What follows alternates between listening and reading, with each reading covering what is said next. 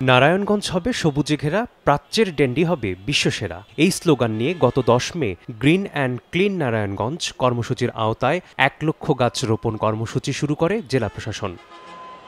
শিল্পনগরী নারায়ণগঞ্জে কার্বন ডাইঅক্সাইডের পরিমাণ বেড়ে যাওয়ায় বায়ু দূষণের ফলে শহরের পরিবেশের ভারসাম্য নষ্ট হওয়ায় বনায়নের উদ্যোগে বন ও পরিবেশ অধিদপ্তর সহ বিভিন্ন মন্ত্রণালয়ের উপদেষ্টা এবং ঊর্ধ্বতন কর্মকর্তাদের সহযোগিতায় 60 দিনে 1,76,000 কিলোমিটার রাস্তা জুড়ে রোপণ করা হয় ফলজ, বনজ ও ঔষধি সহ দেশি বিদেশি বিভিন্ন প্রকারের গাছ। এছাড়াও জেলার 7টি থানা, পুলিশের কার্যালয় ও হাসপাতালগুলো সহ 42টি সরকারি প্রতিষ্ঠান, 10টি শিক্ষা প্রতিষ্ঠান এবং 4 কিলোমিটার খালপাড় দিয়েও গাছ রোপণ করা হয়। জেলা প্রশাসকের এই উদ্যোগে সাধুবাদ জানিয়ে রোপণকৃত গাছগুলো রক্ষায় যথাযথভাবে পরিচর্যা ও রক্ষণাবেক্ষণের দাবি জানান জেলার নাগরিক সমাজের প্রতিনিধিরা। দেরিতে হলেও আমরা যে অনুধাবন করতে পেরেছি যে উন্নয়ন মানেই শুধু বড় বড় বিল্ডিং, রাস্তাঘাট নির্মাণ নয়। উন্নয়নের আসল মানে কিন্তু আমাদের প্রাকৃতিক পরিবেশ নিশ্চিত করা, সুস্থ পরিবেশ নিশ্চিত করা, এবং এই সুস্থ পরিবেশ নিশ্চিতের ক্ষেত্রে গাছের ভূমিকা অপরিসীম। আজকে যে স্থানে আছি এই স্থানে ময়লা, চতুর্দিকে ময়লার জন্য হাঁটতে পারতেছি না।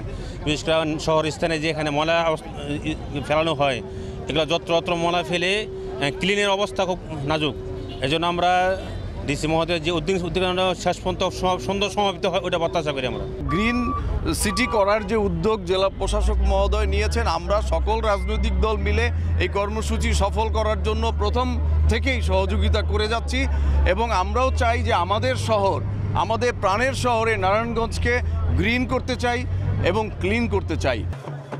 জেলা প্রশাসক জানান, গ্রিন অ্যান্ড ক্লিন নারায়ণগঞ্জ কর্মসূচি চলমান থাকবে। পাশাপাশি সিটি কর্পোরেশন এবং পুলিশ প্রশাসনের সাথে সমন্বয় করে শহরের যানজট নিরসনেও পদক্ষেপ গ্রহণ করা হবে। আমরা আপনাদেরকে বলতে চাই, এই অল্প সময়ে আমরা 176 কিলোমিটার রাস্তায় আমরা গাছ লাগিয়েছি, 4 কিলোমিটার খালে গাছ লাগিয়েছি, সরকারি 42টি সরকারি প্রতিষ্ঠানে, থানা সহ, হসপিটাল সহ আমরা গাছ লাগিয়েছি, 310টি শিক্ষা প্রতিষ্ঠানে আমরা গাছ লাগিয়েছি, এবং আমাদের এই কর্মসূচি চলমান থাকবে। আমরা ইনশাল্লাহ এই নারায়ণগঞ্জকে একটা সবুজ সিটিতে পরিণত করব। বৃহস্পতিবার বিকেলে ঢাকা চট্টগ্রাম মহাসড়কের সাইনবোর্ড এলাকায় র্যালির মধ্য দিয়ে সর্বশেষ গাছ রোপণ করে 2 মাস ব্যাপী কর্মসূচি সম্পূর্ণ করা হয়। সময় সংবাদ, নারায়ণগঞ্জ।